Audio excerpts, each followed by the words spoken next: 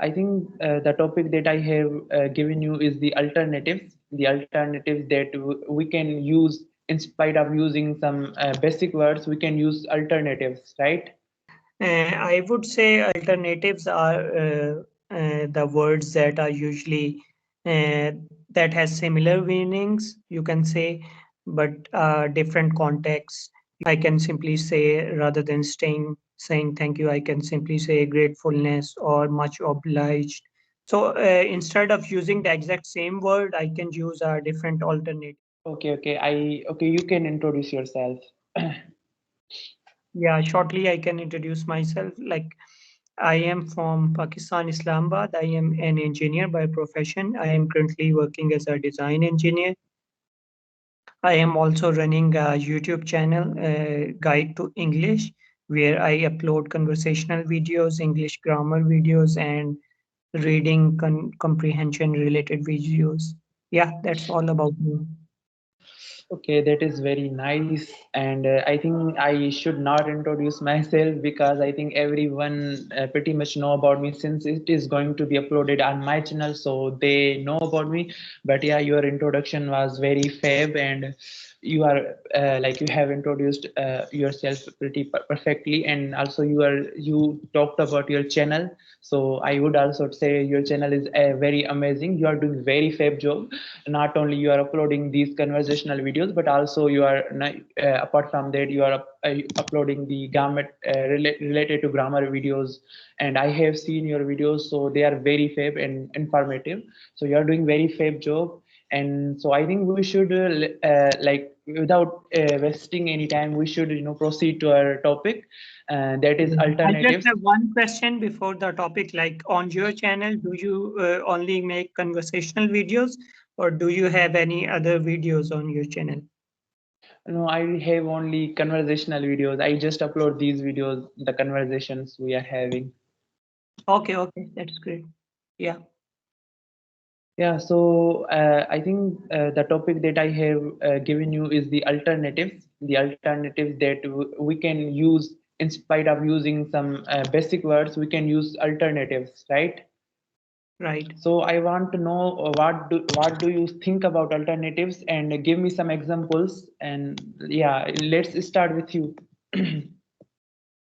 Okay, so I would say alternatives are the words that are usually uh, that has similar meanings, you can say, but different contexts.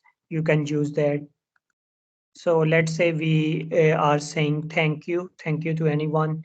So we can have a lot of alternatives related to thank you. Like I can simply say rather than saying thank you, I can simply say gratefulness or much obliged, thank you kindly, like this, thank for sharing, these kind of thank you for your support. So instead of using the exact same word, I can use different alternatives.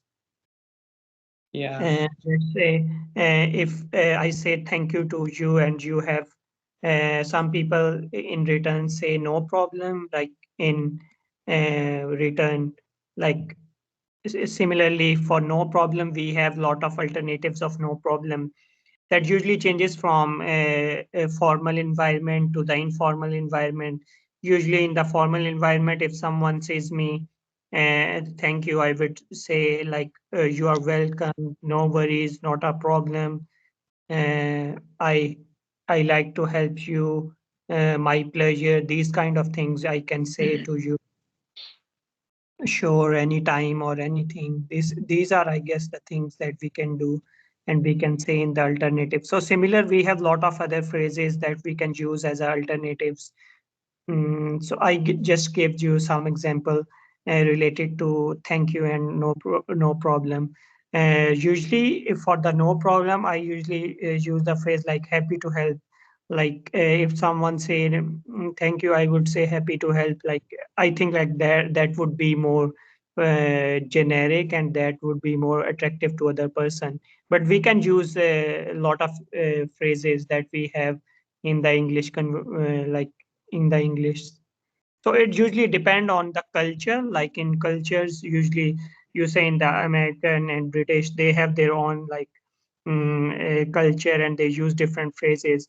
I saw a lot of American, they usually say no worries. Like when you say thank you to them, they will say no worry, or they say happy to help you. So I guess it usually changed from culture to culture. Like in India, Pakistan, like we are in the Asian countries. So if someone says you shukriya in Urdu, like you will say jazakallah or something like that. But in English, we usually say here in Pakistan, no problem or no worries. I guess these are generally common. Yeah, Yeah. all about the alternative. Yes, you have pretty much explained everything related to alternatives. Now, I want to say that alternatives basically means using sentences, but in a different way. We can express those sentences in different vocabulary, different sentences. It can include synonyms, phrases, idioms, proverbs. These all things comes into the category of alternatives. Now, for example, when we say for example, see, I don't like to eat ice cream, so I can say that I don't like to eat, but I can eat it once in a while. So in spite of using once in a while, we can say I don't like I can eat ice cream once in a blue moon. So it is kind of an idiom, but it means like once in a while, once in a blue moon. So like using these alternatives, not only makes you advanced speaker, because nowadays, if we see so many people who are in intermediate speakers, they want to try to like they are trying to become an advanced speaker.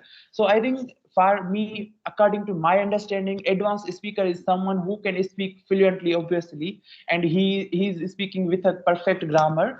Other than that, if we see like the speaking fluently and speaking with perfect grammar can be done by intermediate speaker as well. But what makes advanced speaker is the usage of high vocabulary, advanced vocabulary, these alternatives. It can include, as I mentioned, phrases and idioms. So when we use these, it makes us sound advanced speaker, as you become effective speaker when you are using these alternatives in front of any person. It like the person that is listening to you will like focus on what you are saying, because it is kind of an effective way of communicating. Because nowadays so many people also complain that when we speak, people don't listen to us. Now you can give them a reason to listen to you. You use the alternatives, though the meaning will be the same, the way of expressing will be different. Now I can give so many like example of these alternatives, Like like you, when. like you give one example, once in a blue moon. We usually say like if something happened rarely, right? We also have some similar expression on and off.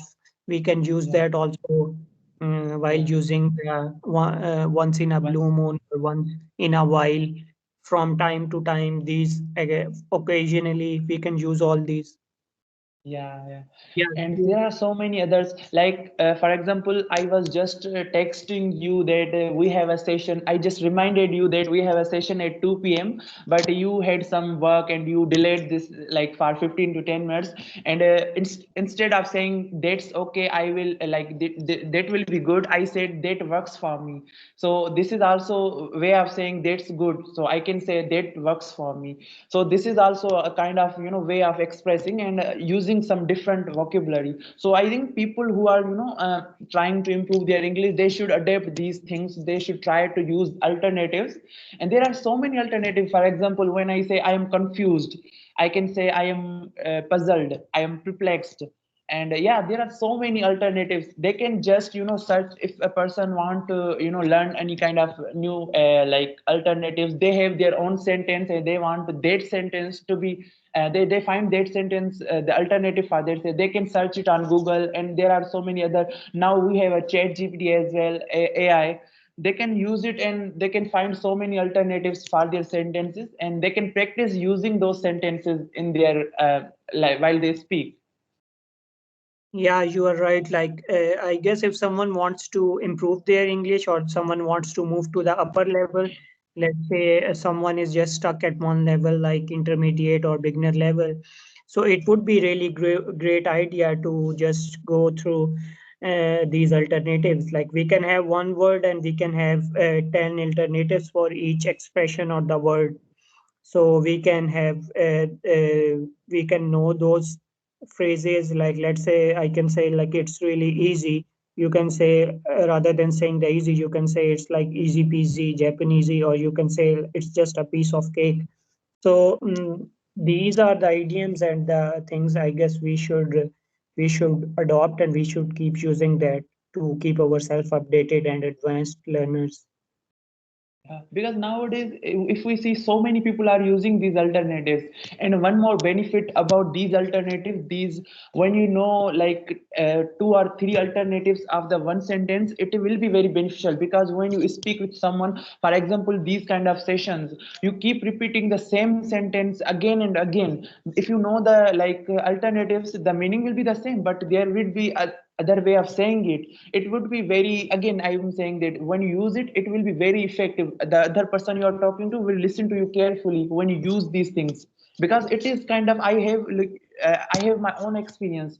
When I have used basic vocabulary, people do listen to me, but they do not pay that much focus. I'm giving the experience of my university when I give presentation. So I use basic vocabulary, they do listen but they don't pay attention. But when I use these alternatives, they actually I have noticed they actually listen to me carefully, and they even ask questions related to my presentation. So I think that will be very helpful for anyone who will be watching this video. I would just tell them to try to find as many alternatives as and try to remember them. That will be very helpful for you in your English learning journey.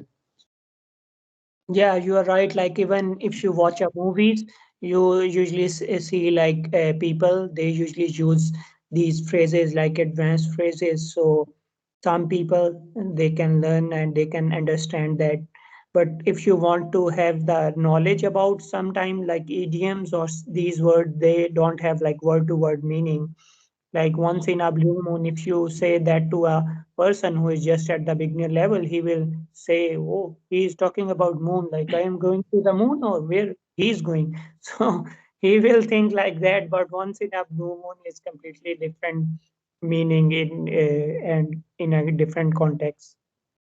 Yeah, definitely. It is very true because beginners will definitely think like that they are going to moon, but intermediate people, I also when you speak those alternatives, make sure the person you are speaking, they know at least they are intermediate speakers or advanced speakers, but they will understand only. Otherwise, they will think like that they are going to a moon or something. So yeah, they Yeah. should, yeah, they should pay attention to this as well. So other than that, this will be very helpful for them for their English, as like especially if they are any YouTubers, they it will like attract a larger amount of audience as well. When they use different like vocabulary alternatives, they will attract a larger amount of audience. They will definitely, like, the people like to see something new. They can't, they also get bored when they hear similar words, though it will definitely help them.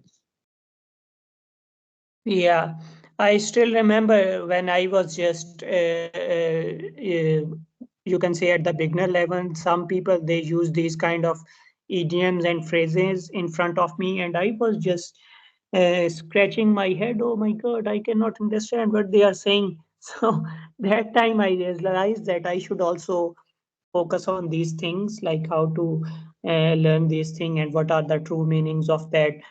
Even if you search on the Google what are the alternatives of thank you, they can give you much, like maybe 10 100 similar expression like that. Yeah. So usually, I saw some people they say thanks a million, usually when they say thanks. So by using these expression and these advanced words, we can even express our feelings in a much clear and much broader way. Like if you just say thank you, that mean like it's okay. Yeah, you feel like it's okay. You are thank you.